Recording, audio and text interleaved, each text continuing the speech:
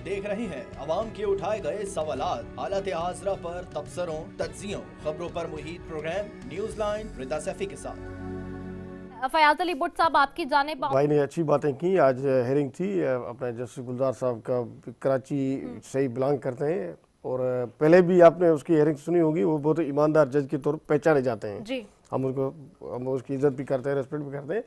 देखें, MCO KBCO ये पुरानी माफिया में बैठी हुई है। एक ना माफिया वो काम करने नहीं देती है। अच्छी बात है जस्टिस गुलजार साहब ने जो हेयरिंग पे वर्डिक्ट दी, मीडिया के सामने आई। CM साहब भी यही चाहता है, बिलावल साहब भी यही चाहता है। इंशाल्लाह जो जाने के बाद अच्छा ही हो, तो हमें अच्छा करना चाहिए ताकि वो कराची को अच्छा बनाने के लिए हम कोशिश करें, मिलजुल के बैठ के काम करें। आपको पता है कि को मेयर असल काम होता है मेयर का। मेयर आपको पता है किसका लगा हुआ है। ये 85 से लेके KMCO SBCO KDO, इसमें जो नीचे से ऊपर तक जो बंदे हैं ना, सारी माफिया किसके बंदे हैं, तो इसमें गन को निकालने के लिए कुछ टाइम लगेगा। इंशाल्लाह बेहतरी की तरफ जाएंगे अब। लेकिन SBCA की अगर बात करें, ठीक है, तो वो तो हुकूमत सिंध के अंडर में है। और दूसरा ये भी कि अगर माफिया है तो क्या हुकूमत सिंध भी माफिया के आगे बेबस और लाचार है? नहीं, कुछ भी नहीं है। इंशाल्लाह अभी गया है ना DG, एक मीटिंग मेरे ख्याल में शाम हुई थी, मुझे CM साहब से पता लगा था। इंशाल्लाह कल बिलावल साहब की, हम खुद चाहते हैं कि कराची के लिए काम हो। अगर DG इसमें कमेटी बैठेगी, अगर DG इसमें गलत हो तो DG को सजा आएगी। जो भी उसमें मुलविस होंगे उनको सजा होनी चाहिए। और सर्कुलर रेलवे हमारी कराची की डिमांड है पुरानी।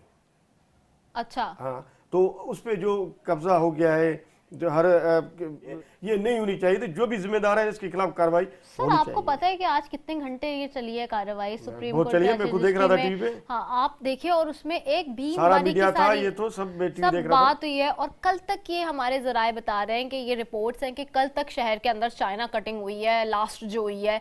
अब आप मुझे बताएं कि ये सूरत हाल, मैं यही कह रहा हूँ, अगर कोई भी इसमें मुलविस होगा तो बिल्कुल सिंध हुकूमत उस पर एक्शन उठाएगी, उसको सजा मिलेगी। अगर चाइना कटिंग की है, गलत तरीके से की गई है, उसकी सजा होगी। नहीं तो ये कोर्ट्स को क्यों इंटरवीन करना पड़ जाता है? हम उस नहज पे क्यों पहुंच जाते हैं? ज़ाहिर चीफ जस्टिस के पास एक पुरानी हेयरिंग थी तो उस पर लगा हुआ था। तो ये अगर जस्टिस साहब ने किया तो अच्छी बात है। इसमें हमें इसको कवर देना चाहिए कि चीफ जस्टिस साहब ने जो बातें की हैं उस पर अमल होना चाहिए। लेकिन ये आप लोग को तो पता है ना, कई सालों से हुकूमत में तो आप 12 साल हो गए। हाँ बिल्कुल, हम भी हैं, मगर आपको पता है KMC रेलवे हमारे अंडर में नहीं होती है ना। तो इस पर थोड़ा प्रॉब्लम हो जाता है। आपको पता है कि ये जो चीले थे इससे पहले उसने बोला था कि ये रेलवे जो ट्रैक्स हैं ये क्लियर करा के दो, मगर आपको पता है रेलवे मिनिस्टर ने नहीं किए थे। तो अभी कोशिश करेंगे इसकी हिदायत के मुताबिक हमारे चीफ जस्टिस के, तो इंशाल्लाह सही की तरफ जाएंगे। अच्छा, ठीक है। आपको वैसे लगता है कि ये जिस तरह का कह रहे हैं कि गिरा दो, बिल्डोजर फेर दो, ये प्रैक्टिकली एक हफ्ते का टाइम दिया है तो नहीं हो सकेगा, पॉसिबल नामुमकिन भी नहीं है।